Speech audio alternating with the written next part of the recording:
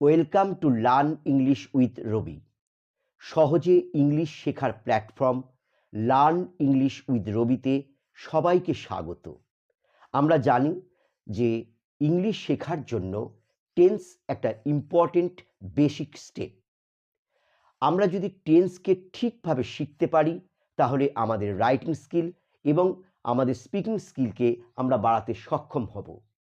আমাদের প্রিভিয়াস ক্লাসগুলোতে আমরা টেন্সের বিভিন্ন ভাগ নিয়ে আলোচনা করেছি। আজ আমরা শিখব পাস্ট ইনডেফিনাইট টেন্স। প্রথমেই আমরা জেনে নিই যে পাস্ট ইনডেফিনাইট টেন্স কাকে বলে।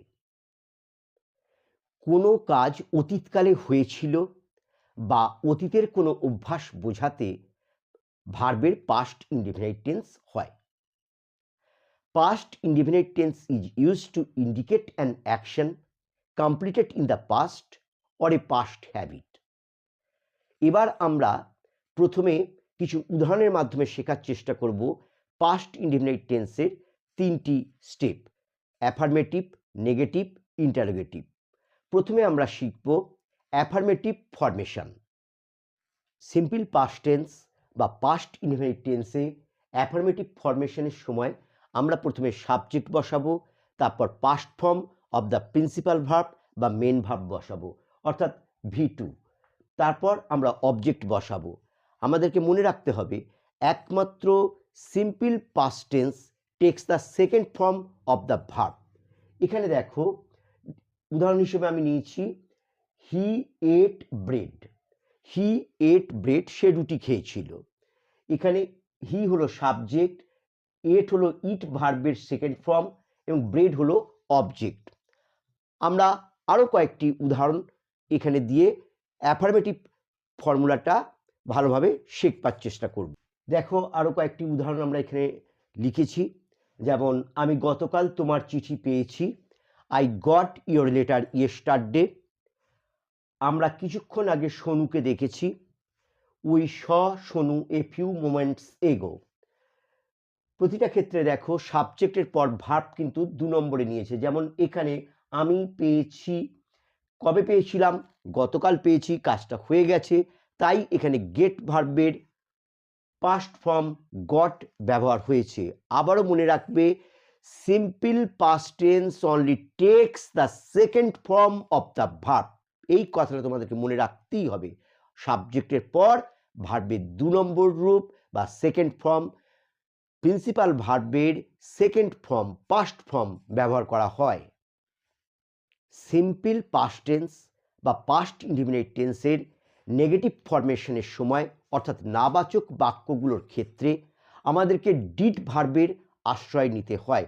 ডু ভার্বের পাস্ট ফর্ম ডিড, এই ডু ভার্বের সাপোর্ট নিতে হবে। তাই আমাদের ফরমেশনটা হবে প্রথমে সাবজেক্ট, তারপর আমরা ডিড নট বসাবো, তারপর ভার্বের 1 নম্বর রূপ বসাবো, তারপর অবজেক্ট বসাবো। একটা উদাহরণ হিসেবে বেছে নিয়েছি রিজু চা খায়নি, অর্থাৎ বাক্যটা দাঁড়াচ্ছে সাবজেক্ট অনুযায়ী রিজু, তারপর ডিড নট, তারপর ভার্বের 1 নম্বর রূপ টেক, তারপর টি। দাঁড়ালো কি? রিজু ডিড নট টেক টি।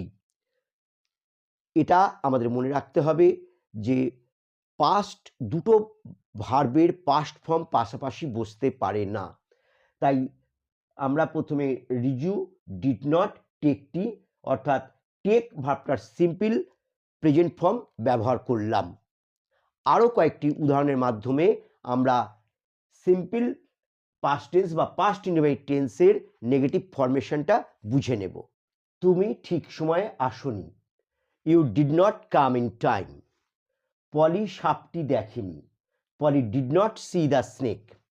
দেখো, প্রতিটি ক্ষেত্রে নাবাচকের জন্য আমরা সাবজেক্টের পরে ডিড নট ব্যবহার করেছি, তারপরে ভার্বটির প্রেজেন্ট ফর্ম ব্যবহার করেছি। এখানে কাম, দ্বিতীয় বাক্যে সি, স নয় কিন্তু সি। তা কেন কি? তার আগে ডিড নট ইউজ হয়েছে। দুটো বাক্য ক্ষেত্রেই আমরা ডিড নট ইউজ করেছি, তারপর ভার্বের প্রেজেন্ট ফর্ম ব্যবহার করেছি, অর্থাৎ ফার্স্ট ফর্ম ব্যবহার করেছি।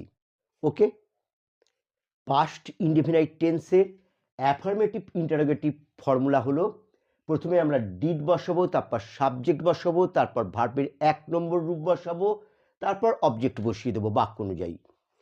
যেমন আমি কি তোমায় বকেছিলাম, ডিড আই রিবিউক ইউ। আর এর নেগেটিভ ইন্টারোগেটিভ ফর্মুলাটা হলো প্রথমে আমরা ডিড বসাবো, তারপর সাবজেক্ট বসাবো, তারপর নট বসাবো, তারপর ভার্বের 1 নম্বর রূপ অর্থাৎ প্রেজেন্ট ফর্ম বসাবো, তারপর ফের অবজেক্ট বসিয়ে দেবো যদি বাক্যে কোনো অবজেক্ট থাকে। যেমন এখানে দেখো, চন্দ্রিমা কি চা খায়নি। চন্দ্রিমা হলো সাবজেক্ট, খায়নি হলো ভার্ব। তাহলে বাক্যটা কিভাবে দাঁড়াচ্ছে না, বাক্যটা দাঁড়াচ্ছে ডিড চন্দ্রিমা নট টেক টি। চন্দ্রিমা হলো সাবজেক্ট, বাক্যটি যেহেতু ইন্টারোগেটিভ, নেগেটিভ ইন্টারোগেটিভ, তাই বাক্যের সাবজেক্টের আগে অর্থাৎ চন্দ্রিমার আগে আমরা আনলাম ডিড, তারপর ফর্মুলা অনুযায়ী নট বসালাম, এবং যেহেতু বাক্যটা সিম্পল পাস্ট টেন্স আবার ইন্টারোগেটিভ, তাই যেহেতু ডিড এখানে ইউজ হয়েছে, তাই টেক ভার্বটি এখানে সিম্পল প্রেজেন্ট ফর্ম ধারণ করেছে। তাহলে গোটা বাক্যটি দাঁড়ালো ডিড চন্দ্রিমা নট টেক টি।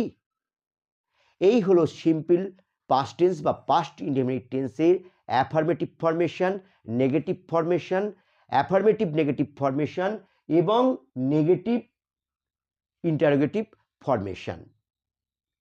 যদি আমার এই শেখানো তোমাদের ভালো লেগে থাকে তাহলে অবশ্যই ভিডিওটিতে লাইক দিও, বন্ধুদের সঙ্গে শেয়ার করো।